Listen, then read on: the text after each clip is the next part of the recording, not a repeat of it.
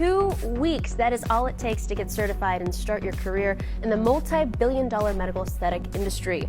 The best kept secret in healthcare is people think you have to go back to school for a year or 4 years to become a cosmetologist. 2 weeks out of your life, a passion for health and beauty, you can be a brand new field. I actually have a friend that went through the process. He went through the school and he loves it. So you mentioned a few maybe procedures, but what are they doing? What are laser techs actually doing? So doing the procedures like laser hair removal for permanent hair reduction, photofacial skin rejuvenation for age spots, sun damage, broken capillaries, lasers to make tattoos go away, devices to freeze your fat. You probably heard of cool sculpting. So all the latest and greatest treatments. The techs are doing the technology, and the doctors and nurses are doing the injections like the Botox and the fillers. You're done with the program, now what? We send out over 600 job leads a month nationwide to assist in the process. Countless jobs out there. You have to have a passion for health and beauty and want to do something new and exciting. Do something for yourself. You got to love anti-aging and health and beauty.